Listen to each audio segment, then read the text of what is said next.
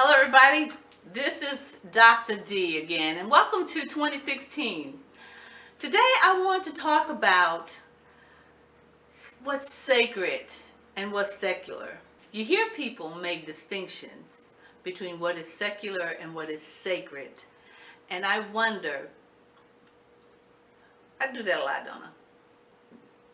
And I wonder who decided what would be sacred and what would be secular. Meaning what would be spiritual, if you will, what would be spiritual or what would be materialistic.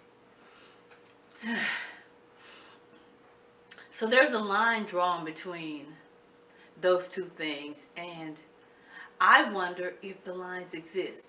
Now, with the way I look at the world, I would say if you see certain things as sacred and certain things as secular, then that's your thing, do it. If you are like me and you think it's all made up, then that's your thing, do that.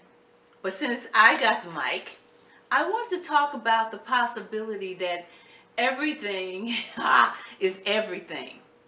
Meaning everything that's secular is sacred and everything that's sacred is secular. Because how can you not have them both together? How can they not coexist?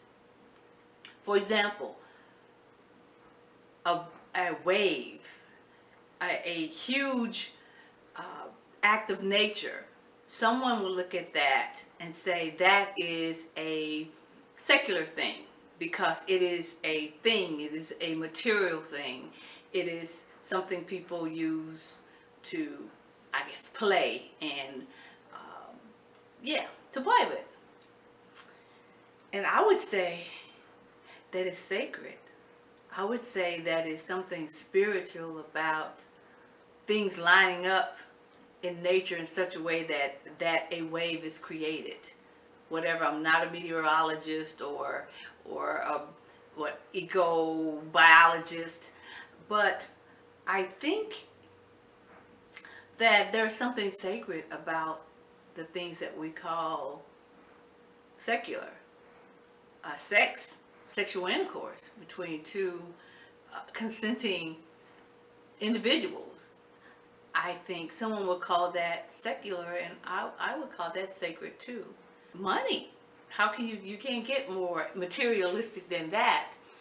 But then people use money all the time to do great things, do magnanimous, philanthropic things. So then money becomes sacred. Some of these things you cannot do, will not happen if you don't have some money. So the need to draw the line between what is spiritual or sacred or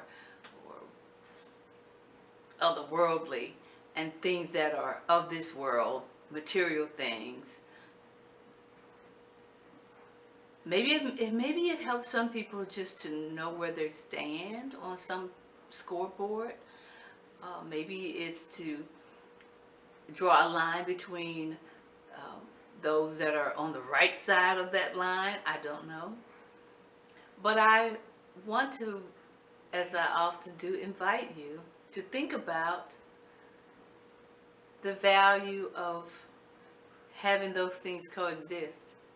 Having what is considered just totally materialistic and material matter be considered a sacred thing, because it is, of course, perspective, but it's also, as I've shown in this example, is what you do with the thing that you have in your hand and how your heart lines up with the things that you have in your possession, making what is sacred just as secular as some secular things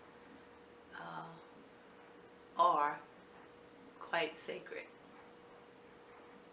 Something to think about. This has been Dr. D, and on the real, you already know.